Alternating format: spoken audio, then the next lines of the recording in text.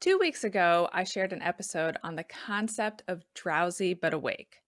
I explained how teaching your infant to go to sleep after being put down drowsy but awake can be the key to unlocking longer naps, longer stretches of sleep at night, and ultimately those full 11 to 12-hour nights. It's episode 65, so if you haven't listened to it yet, pop on over to that episode, take a listen, and then come back here.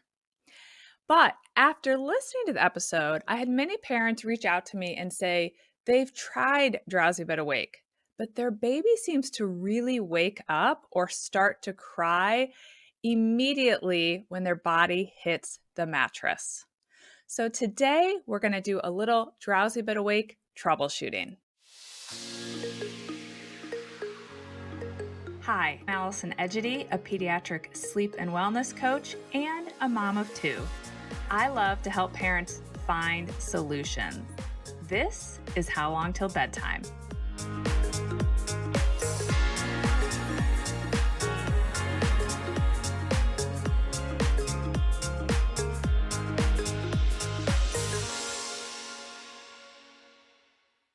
Does your baby act like the mattress of their crib or their bassinet is hot lava? The second you put them down, drowsy but awake, they suddenly become very alert and or they start to cry. I want to talk about the two most common reasons I see this happening with newborns. The first reason is because the baby is being put down a little bit too drowsy. Going in the crib super duper drowsy can be effective for some babies, particularly when they are under 12 weeks old. But for many babies, when they are too close to being asleep, as you transfer them or they hit that mattress, they get startled and they're in a much more alert state. This is very often the case once your baby passes that 12-week mark because they're becoming more and more alert. So, even if putting your baby down really drowsy or fairly drowsy was initially working, don't be surprised if it suddenly starts to feel harder or you're meeting resistance as your baby passes that 12-week mark. So, let me start by explaining why going down too drowsy can be an issue for some babies.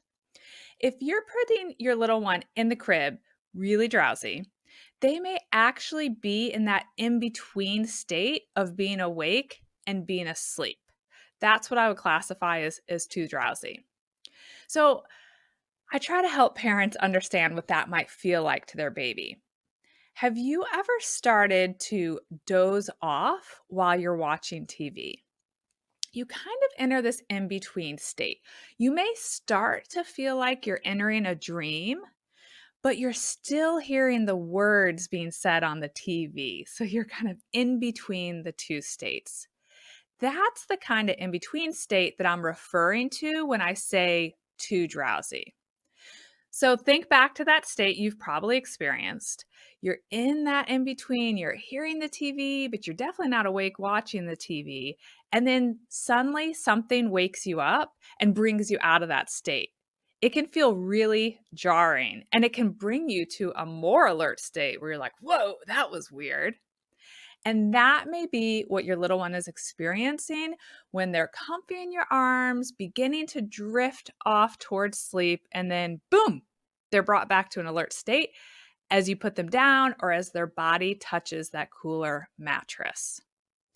So, if this is what you're experiencing with your baby, that look from them or response of like, oh, I just really woke them up, the very first thing I want you to do is switch your approach and move away from putting your baby down drowsy but awake and think about putting them down relaxed and awake. So, what would that look like in practice? A simple way to approach it would be to go through your bedtime or nap routine that's going to help your little one wind down. I often recommend thinking about doing that in a quiet, dimly lit room. And then after you've changed their diaper, put them in their swaddle, go ahead and sing your baby a short song. And while you're singing that short song, I don't know, let's say Twinkle, Twinkle, Little Star, you can rock them as you're walking towards the crib or bassinet or standing next to the crib or bassinet. And then when you're done with that one song, go ahead and put your little one in the crib, even if they seem pretty darn awake. Ideally, you want to be putting them down when they're relaxed, but not even close to being asleep. And if you do that, you will not feel like I woke them up when I put them down. We definitely don't want that sensation or for you to feel like, oh, I woke them up when I put them down. If you're getting that, they're probably going down too drowsy.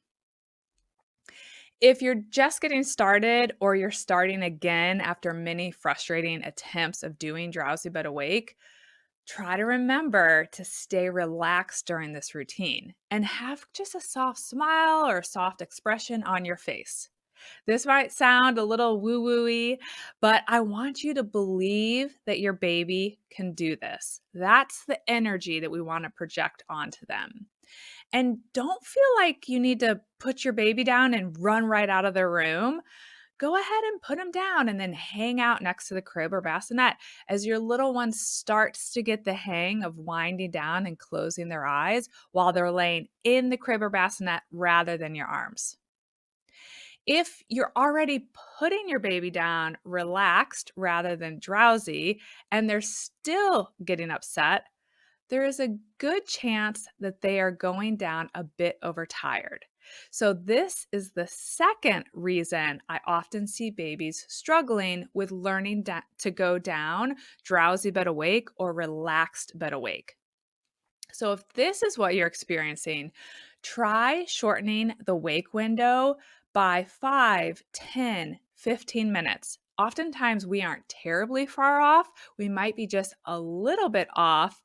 And that makes it so our baby feels a little overtired and it feels a little more daunting to try to put themselves to sleep when they're overtired. I mean, I think we can all relate to this. It is hard to learn a new skill if you're overtired. So we want to try to catch them before they hit that state. So shift that wake time a little bit, shorten it, and see if that will help them go down more content. And most importantly, remember that patience is a must and we are just practicing. We have to think about every attempt as a practice, and we have to have patience to help our baby learn or even possibly relearn this new skill. If you've been trying to teach your baby to fall asleep independently and it hasn't been going well, I really hope these small little tweaks help you. Shoot me a DM on Instagram at Sleep and Wellness Coach and let me know how it's going. That's what prompted me to do this troubleshooting session. And if you have a baby who's 12 weeks or younger and you'd like some more advice that's tailored to your baby and how they're responding to things, check out my Have Baby Need Sleep program, where I offer weekly support that allows me to troubleshoot with you every single week until your baby reaches 20 weeks. You can find more about this program at www.AllisonEdgedy.com/SWC-HBNS. We'll put the links in the show notes, and you can, of course, always send us a message and we'll send it to you. Cheers to giving our babies the gift of sleep, particularly independent sleep. As always, thanks for listening, and please consider sharing this episode with a friend who might benefit from this advice. Bye for now.